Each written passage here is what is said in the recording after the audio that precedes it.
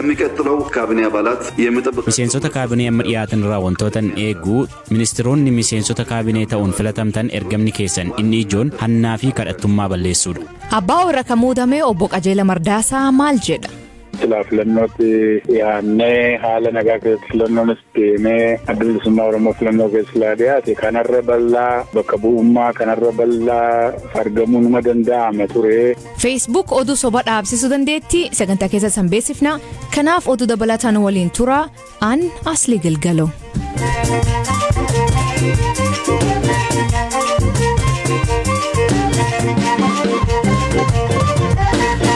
Dhaggeeffattoonni oduutiin jalqabaanii mani maree bakka mataa roobii irraa yaa'ii adda geegesseen miseensoti kaabinee mootummaa haaraa 22 ragaases wiixata dabree paartii isaanii badhaadhin bakka bu'uunii man maree kanaan kan muudaman ministeerri muummee Abiy Ahmad miseensota paartilee morkatoota 3 miseensota kaabinee isaanii keessatti dabaluun ulaagaa ittiin filatamanii fi waan isaan irraa eegamu dubbata. Hamza Hussein gabaas qaba. Manni maree bakka bu'oota uummataa yaa'ii addaa tokkoffaa roobii har'aa geggeesseen muudama ministeerota miseensa kaabinee raggaa'iseera. Mana maree kanaan wiixata darbee ka muudaman ministeera muummee Abiy Ahmad miseensota kaabinee isaanii har'a mana maree bakka bu'oota uummataatiif dhiyeessaniiru. Manni maree kunis kaadhimamtoota ministeera muummee dhiyeessan sagalee mormii 2 fi sagalee callisaa 12 sagalee caalmaan muudamicha raggaa'iseera.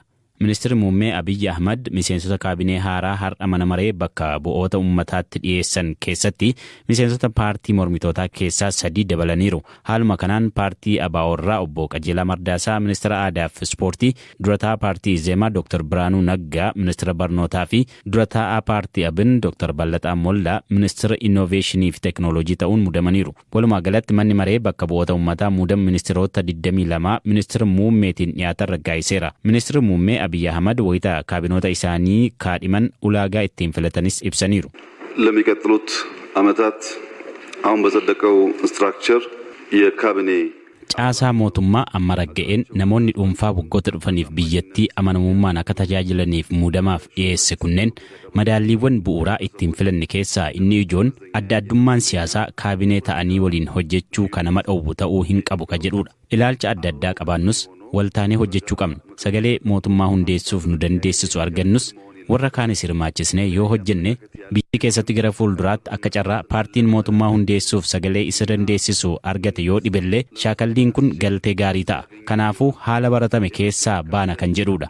Lammaffaan ga'aa ta'uu baatus naannoon dhalootaa ilaalcha keessa galeera. Sadaffaa irratti muuxannoof dandeettii raawwachiisuu namootaa ilaalleerra. Afraffaan dhimma koorniyaati. Dhiirris dubartiinis kaabinee keessaa qooda akka qabaatan gooneerra.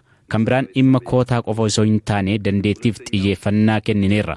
Gama amantiinis Itoophiyaa mara kan bakka bu'e akka ta'uuf yaalameera. Kan biraan dhimmi ijoon fedhii tajaajila kennuuti. Tajaajiluu fi aangoo qabachuu gidduu addaddummaa guddaatu jira. Namoota haala akkanaa hubatanii hojjetan filachuuf yaalleerra. Dhimmi ramaddii ka ammuma xumuramuu miti. Hunda gammachiisuunis hin danda'amu. Garuu haga nuu danda'ametti yeroo fudhannee haalota kunneen ilaaluuf yaalleerra. Ministeerri muummee kun kaabinoota isaanii irraa waan hedduun eegamus hannaa fi kadhaa balleessuun dhimma ijoo ta'uu akka qabu akeekkachiisan. ከሚቀጥለው ካቢኔ አባላት የሚጠብቃቸውን 2-3 ጉዳዮች ቀድሜ ያነሳሉ. Miseensota kaabinee amma dhiyaatan irraa wantootan eeguu tokko laman kaasa. Ministeeronni miseensota kaabinee ta'uun filatamtan ergamni keessan inni ijoon hannaa fi kadhattummaa balleessuudha. Biyyattiin kun hannaa fi kadhattummaan osoo jiru mataa ol qabachuu waan hin dandeenyeef karoora rakkoowwan kunneen maksu baasuun hojjechuu qabdu. Lammaffaan miseensonni kaabinee ministeerota Itoophiyaa guutuuti. Bakka bu'aa sabaa ta'uuf yaaluun mana maree federeeshiniin sirriidha. Kaabineef garuu sirrii miti.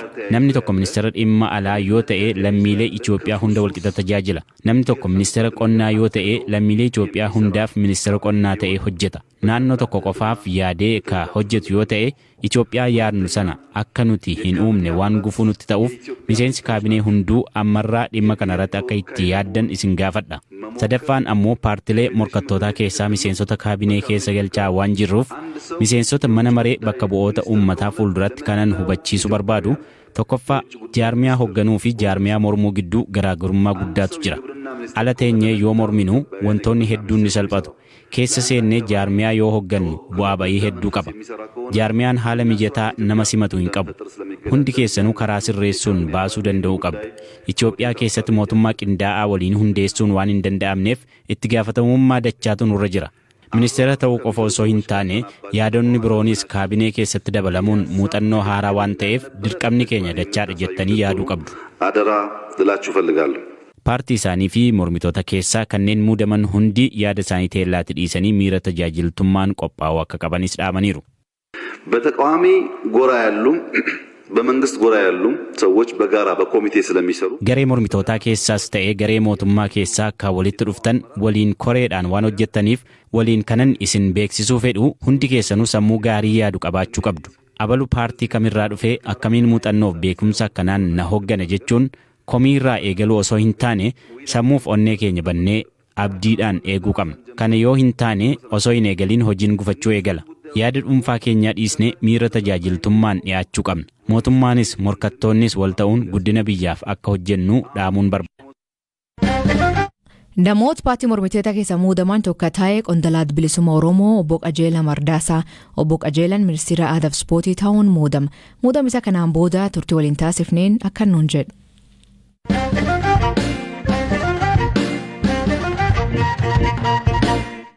Akka ammaa kanatti akka ammaa hirmaanne kanatti illee ta'uu baatu silaa filannootti dhiyaannee haala nagaa keessatti filannoonis deemee adda bilisummaa Oromoo filannoo keessa dhiyaate kanarra bal'aa bakka bu'ummaa kanarra bal'aa argamuu numa danda'ama ture ka jedhu abdii qabna turre garuu sun rakkoo keessa keenyaarraan kan ka'e kaadhimama dhiyeeffachuu dhabuurraa lammatus immoo naannoo boordii filannootis dubbii keenya lafarra harkisuurraa filannoo keessa qoodan fudhatin hafne haa ta'u fedhiin keenya nuti filannoo keessatti qooda fudhachuudhaaf fedhii akka qabnu boordiin filannoo illee numa beekaa qaamoti mootummaas quba qabu kanaaf qabsoo karaa nagaa tarsiimoo qabsoo karaa nagaa karaa seerawaa deemsisuudhaaf fedhii qabaachuun keenya waan hubatameef nutti fakkaata waliin hojjechuu ni dandeenya.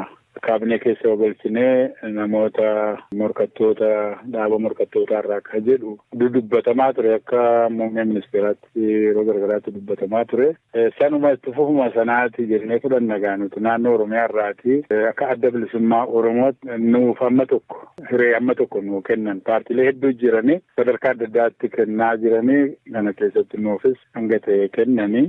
Kanaafuu jalqaba gaariidha. Haala adda bilisummaa Oromoo irra jirurraa kaanee galaallu jalqaba gaariidha. Sadarkaa garagaraatti ammallee muudamni itti fuufa. Akka paartii adda bilisummaa Oromootti waan biraa eeggachuu jirtan yookiin muudama biraa sadarkaa biraatti eeggachuu jirtu? Biyya kana keessatti fedhii baay'ee jira, qaamota baay'ee jira, akka dhaabaattis dhaabota baay'ee jira, akka sabaattis saboota baay'ee jirani bakka barbaachisaa ta'etti namoota keenya sadarkaa adda addaatti qooda fudhanna jennee yaadna. Filannoon fuula durattis filannoon gandaa, filannoon aanaalees ni deemu sadarkaa gadiitti ni ijaarama taasisaa mootummaa kun sadarkaa garjallaa waan jiruuf nima jiraata jennee yaadna jechuudha. Obbo Qajeelaa muudama kanaayyuu asin akkamitti ilaaltu? Wanti adda jira? Wanni addaa hin jiru. Muudamni kun hirmaachisuudha ka jedhu. Akka tasaa ta'ee haala garaagaraatiin haalli filannoon kun keessatti deemes ulfaataa ture.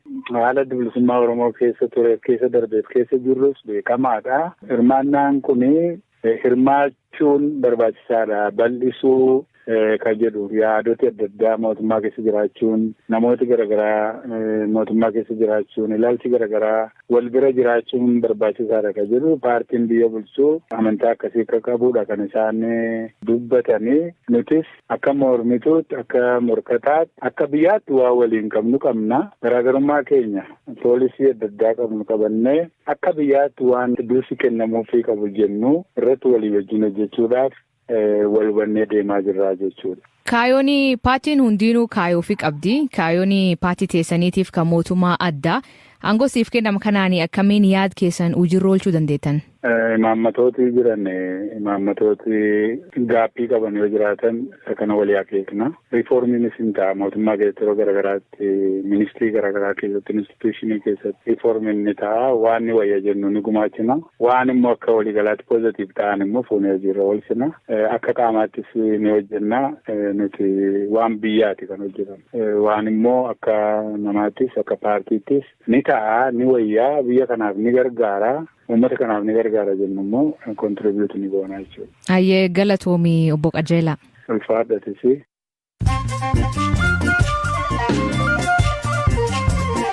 Dhaggeeffattoota namoota gaggabaaboo addunyaa isaanii dhiyeessaa jalqabanii dhaabbati teeknooloojii guddichi Google warra intarneetii argachuu hin dandeenye gargaaruu fi investimentii $1 biliyoon Afrikaa jalqabuu ibsa.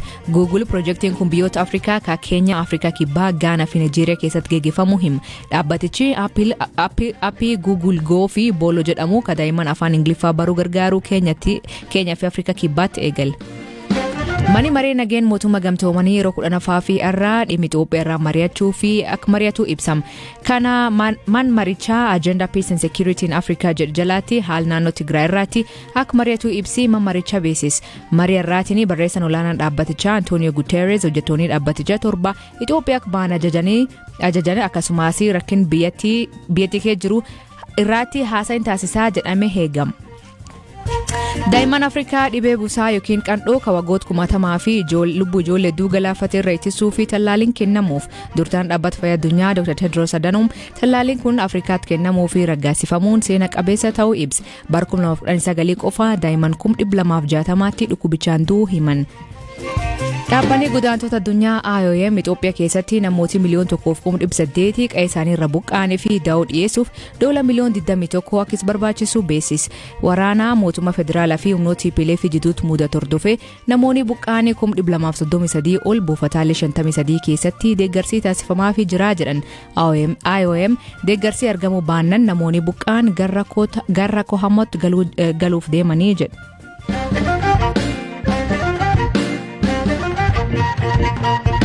Facebook Itoophiyaatti oduu sobaa fi ergaawwan walitti bu'iinsa kakkaasan dabarsuu irratti hin hojjannee jedhan. Iccitii Facebook saaxiltee hojjettuun duraanii dhaabbatichaa Francis Haugen Facebook Itoophiyaa dabalatee biyyoota biroo keessatti haasawwan jibba dhaabsisu akka hin dandeenye himte. Koree seena baastuu Ameerikaatiif yaadisii kennite Francis Itoophiyaa fi Myanmar keessatti walitti bu'iinsa ka'anii fi odeeffannoon karaa Facebook tamsaa ture rakkoo uumuu dubbatte. My fear is that without action, divisive and extremist behaviors we see today are only the beginning. Tarkaanfiin fudhatamuu baannan gochaawwan finxaalessummaa yeroo ammaa argaa jirru itti hammaachaa deemu jedheen sodaadha. Wantoota nuti Itoophiyaa fi Myanmar keessatti argine gara sadarkaa hamaa ta'eetti kan je'an seenaa sodaachisaa boqonnaa jalqabaa ta'u jedheen yaada. Are only the opening chapters of a story so terrifying no one wants to read the end of it.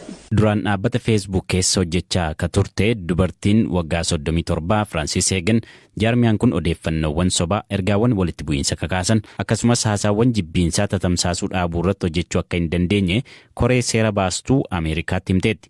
Bara 2018 keessa hokkara Myanmar keessatti ka'ee tureen walqabatee haasaawwan jibbiinsaa akka hin tatamsaane gochuu keessatti hanqina akka agarsiise Facebook amaneera. Isaan boodas haasaawwan jibbiinsaa fi ergaawwan walitti bu'iinsa kakaasan ga'umsaan dhaabsisuudhaaf waadaa galee ture. Dubartiin kun Capitol Hill'itti dhiyaachuun yeroo yaada ishee kennitu dhaabbatichi cimsee balaaleffateera.